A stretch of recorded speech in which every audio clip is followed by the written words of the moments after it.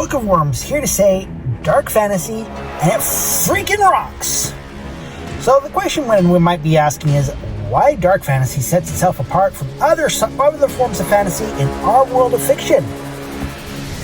And these kind of videos, you might catch someone more explaining the statistical rise of dark fantasy or the psychological underpinnings of dark fantasy.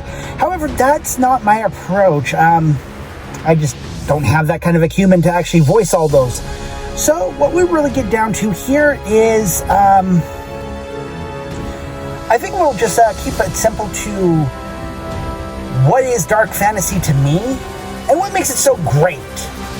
And what separates it from the other forms of fantasy. Now, see, I've had to look it up. First, for a while there, I thought my own books of Destiny the Void Triangle were grimdark for a while. Dark fantasy had some authors coming in that were pushing people out, and I thought naturally I'd be one of them that they were pushing out of there. Will not name names or say things, because that's not what we're doing here. Don't need to divide people. That's been done enough.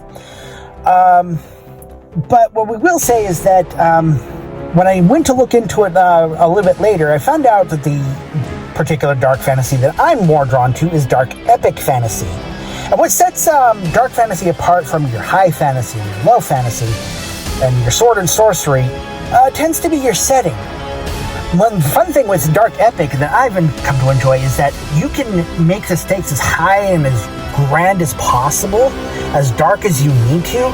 You can it tends to give in with dark fantasy. You bring horror elements into the story. Grimdark, its difference is that you will that overwhelming feeling of despair that you cannot overcome. The light, the moments of light and hope in Grimdark are fleeting and small, and that is about the essence of what Grimdark is supposed to be. A scale isn't supposed to be as grand as, like, say, epic. Also like sword and sorcery. But where dark fantasy gets to have its fun is that when we put in those horror elements, when we get our inspiration from the dark and the macabre and the bloody and the gory, we are allowed to actually take fantasy and truly throw down the gauntlets to give our heroes something truly evil and sinister to test themselves against, to rise against. And that's the fun of it. You are now testing your heroes in the most thorough ways. Myself, I mean, I grew up on the Hercules and Xena shows, and one particular episode that comes to mind when I think about this is the episode when Hercules and Aeolus faces off against the four horsemen of the apocalypse. And I always thought that the four horsemen, anytime they showed up against a hero, that meant that hero was going to be tested to their ultimate level. You know, whether or not they were going to be the kind of hero that the world needed was tested by the four horsemen. Did we not see this in Supernatural?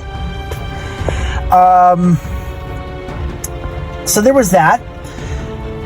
And then when you can actually throw in the horror elements, it's just like you take the best of two different worlds and you put them together, and you just have less restraint when you do, and that's the fun of it. And then going epic just means you can up the scale as high as you can imagine, and that's the fun of that with me. It shows up in my writing. In a way, that's kind of the go big or go home kind of thing, right? And I would say our biggest issue with the dark fantasy genre is that in its spread into the mainstream, mainstream has tied a lot of fiction down to what can and can't be done. And that, I think, takes away from the essence of the epic and the dark that you can really unleash into dark epic fantasy or dark fantasy in general. And so I think a lot of the indie sphere actually answers that challenge, answers that craving we all have to see our heroes truly rise against the most impossible odds. But this is what we're presented with, and I think and you know, this is just the mainstream in general, and the indie arts are just where it flies the most, and I love it that way. And I've encountered so many indie books that just prove my point.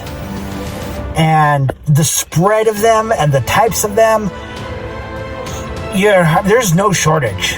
I can't wait to show. I mean, you might have seen a couple of my reviews floating around on my channel already.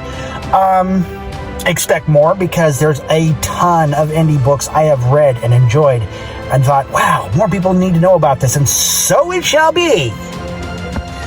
We come to dark fantasy because we want to see them face the deepest fears, the darkest parts of their being, the darkest parts of the demonic and the sinister that can challenge them in the world around them, and rise to shine above that darkness.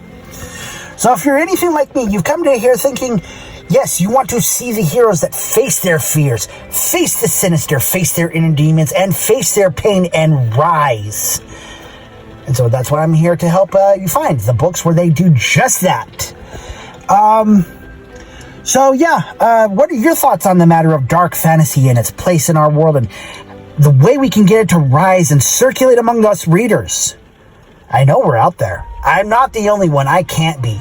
So like and subscribe if you enjoyed this video. If you want to look into more, if you want to see my works in dark fantasy or my reviews, I